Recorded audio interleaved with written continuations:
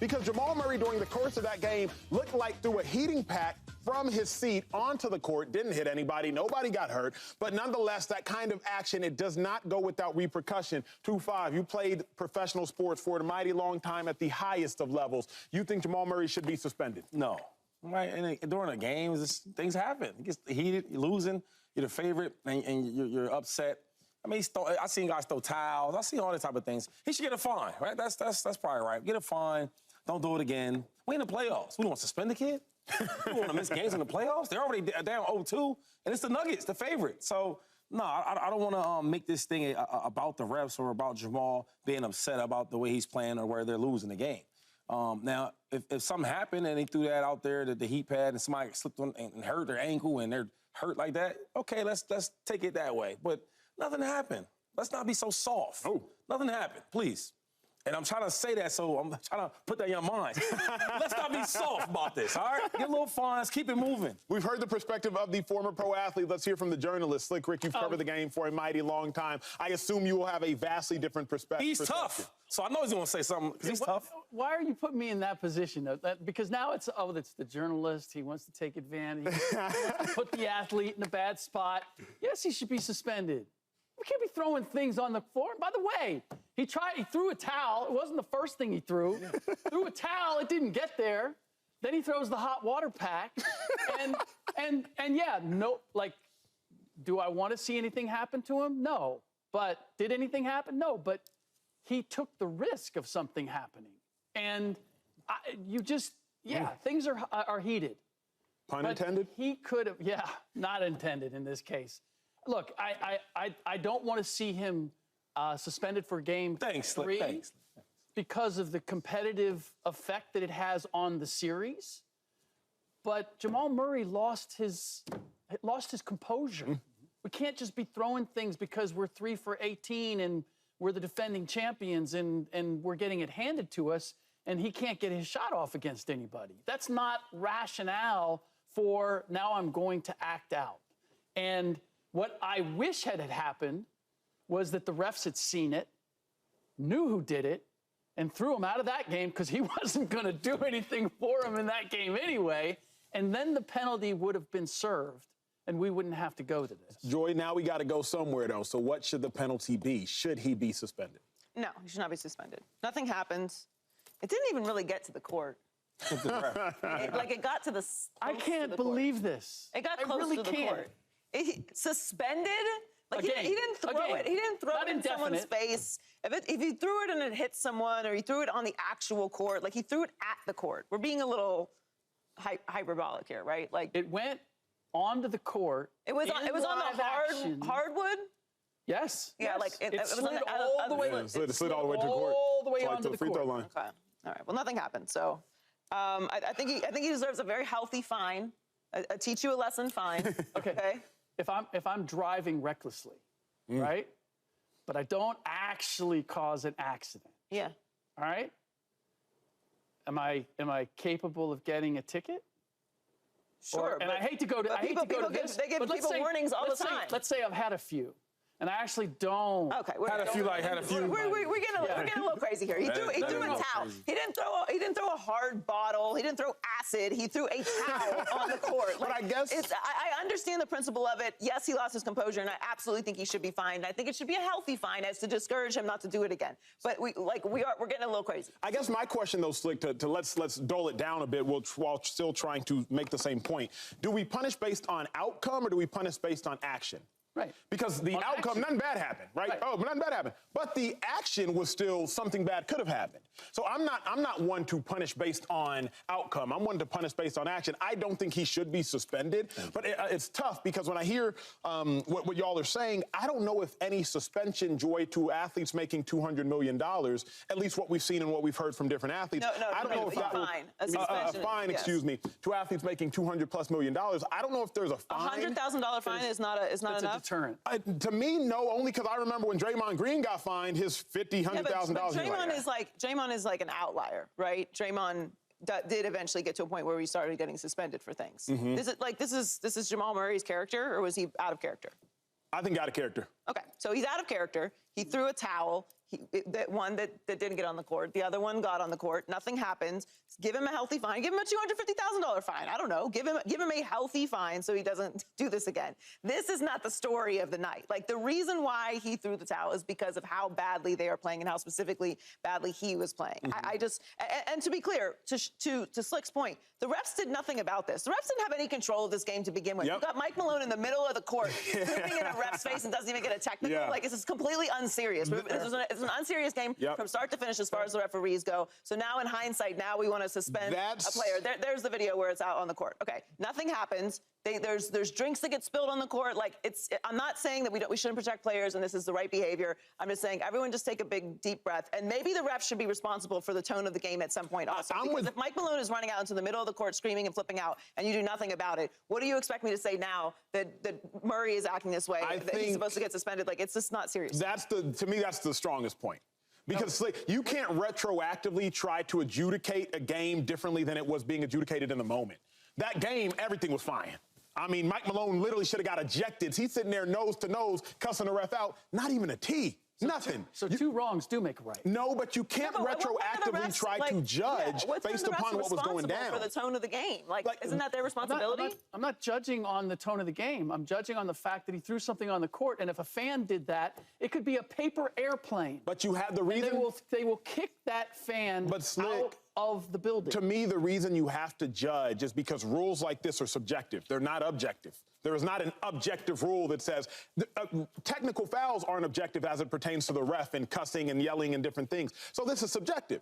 So based upon what was happening subjectively in the game yesterday, everything was flying. Not literally, but figuratively speaking, and literally. So how can you now try to use a different levy based upon the game was a free game?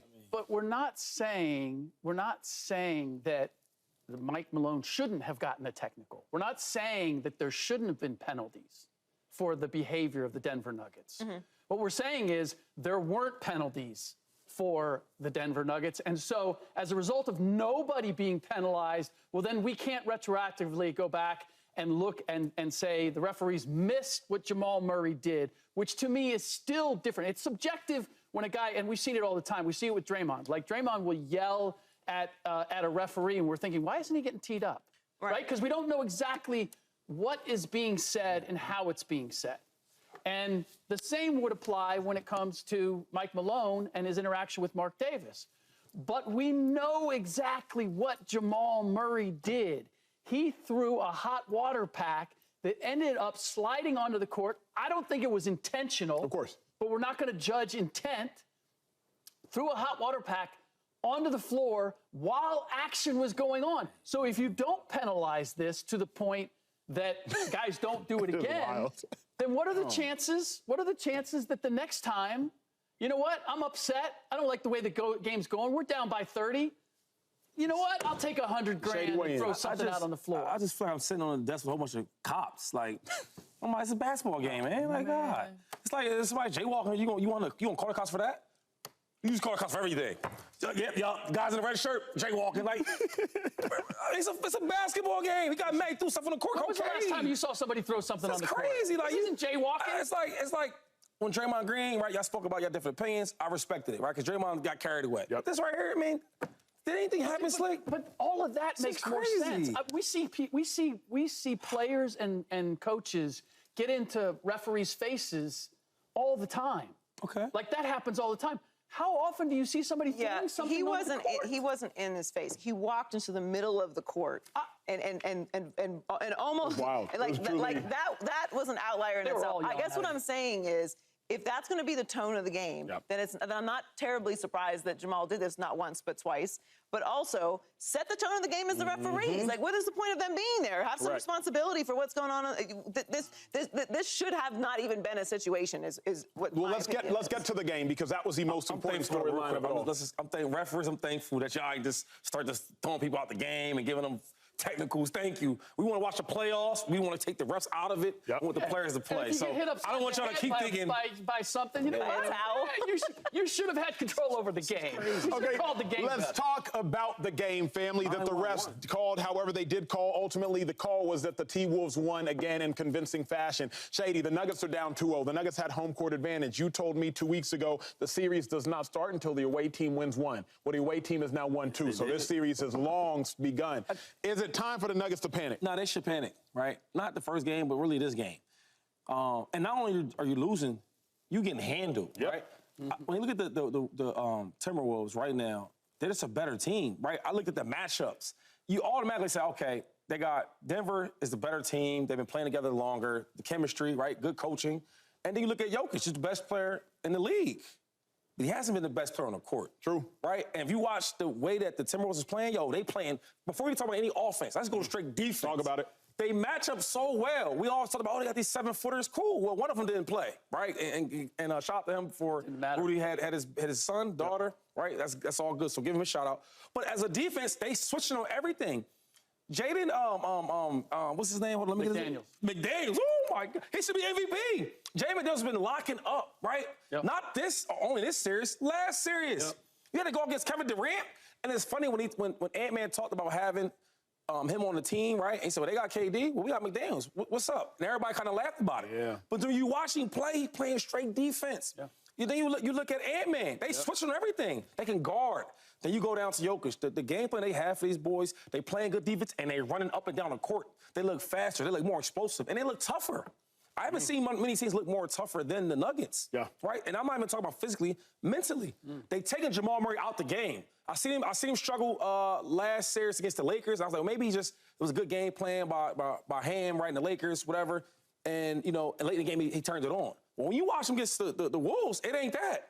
It's strictly defense. And they running these boys out the gym. So I got to give a lot of credit to them boys. And also Reed, being 6 man a year for a reason, he's showing it.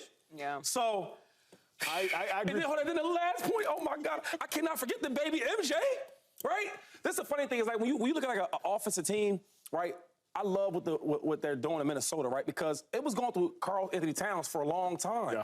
Now that he's the number 2 option, and Ant-Man's the number 1, they can't lose.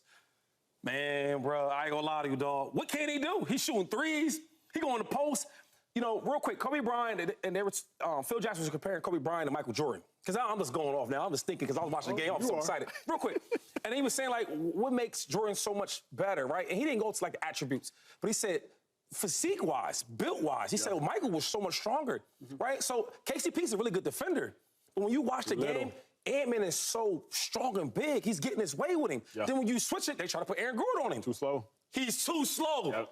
So the game plan they got is working, and the coach is hurt. Imagine when the coach is healthy, though. They going to the finals. Shady, you just cooked. The Nuggets got to panic. I believe that the T-Wolves are everything the Nuggets are, but they're hungrier. So they got the talent. They got the coaching, they got the physique from the different athletes, but they're a lot hungrier. I remember this quote because I had to live by this quote. Joy Slick, I had to live by this quote. Hard work beats talent when talent doesn't work hard. I was never the most talented athlete, so I was always like, okay, as long as I outwork more talented athletes, I'll beat them. What my coaches forgot to tell me was that when talent does work hard, you're effed. And that's what the Nuggets are witnessing firsthand versus the T-Wolves. Yeah, hard work beats talent when talent don't work hard, but what happens when you're talented and hardworking? Every single one of the Nuggets players, they work like they're the 15th man on the team. They work like they're the last man off the bench. Usually that hardworking position is reserved for Matthew Dellavedova. It's reserved for J.J. Barea. It's not reserved for the Ant-Mans. It's not reserved for the Cats. It's not reserved for the McDaniels, but all of these T-Wolves players are out there working, and they're incredibly talented. To me, that's why this series isn't yet necessarily a wrap, but it's definitely time for the Nuggets to panic because the T-Wolves are trendsetters. I saw a Kevin Garnett tweet, and he said, are the T-Wolves the defensive equivalent to the Golden State Warriors offense in 2015, 2014, 2016? I thought to myself, they are. In an era of basketball where superstars are praised from 11, 12, 13, the AAU circuit, and then as we all know, you go to D1 and you don't have to work as hard because you're a superstar. But these T-Wolves is different, man. They hungry. Like, they really, really played a game as though they were never stars. Like, they were all 2-star recruits, even though they 5-star talents. To me, that's why, Joy, the Nuggets have to panic, because them hungry dogs out there running faster. They are, and now they're going on the road. So... I mean, they're going home. No. The Nuggets are going on the road. Oh, yeah. You just lost 2 at home. Oh, yeah, right. Now you're going on the road. Mm-hmm. So you needed to get one of these. And obviously it wasn't going to be last night. So it really is looking like game 1 was the one that you needed to take. Because now you're going to their house where they're more comfortable, where their fans are going to be on their side. It's going to be a whole different environment. I think they come back to Denver down 3-1. I'm going to give them the respect that they are the defending champs, that they won't get swept. How good I feel about it, but I'm going to do that. The defense has been remarkable, and it's glaring because of what you said. This is such an offensive league. We pay so much attention to the 3-ball, to all this spectacular scoring, and teams are built just on scoring alone. It's almost like defense is an afterthought. Being a two-way player is like it'd be great to have a two-way player, but we'd rather have a scorer. The way that they're built, and because we're focusing so much on the defense, we're actually not giving a lot of credit to how great and skilled they are offensively as well. This is just a really solid, physical team. They want it more than the Nuggets, and this is a different series. You can't do this get behind thing early and come back on a team that is young, aggressive, playing defense. That doesn't work. These are not the same defenders you just faced. This is not the game that you can play with them, and you did it twice. You're not going to be able to shoot your way out of it, especially if Jamal Murray is playing the way that he's playing. It's just not possible. So they're being outmatched. And last night was hard to watch, honestly. I mean, I'm sure if you're a Timberwolves fan, you love it. If you're excited about what they're doing, of course. But it's weird. It's very clunky. The offense is not running smoothly. Jamal Murray is not playing up to his level. It just feels like the Nuggets are being completely outclassed. Which is why it's time for them to stop panicking. This is time for them to show their championship timber, because they didn't show it in game 2. Like, they weren't champions. They got handed to them early, and they came apart. Jamal Murray's upset. Mike Malone's upset. Everybody's squawking at the referees.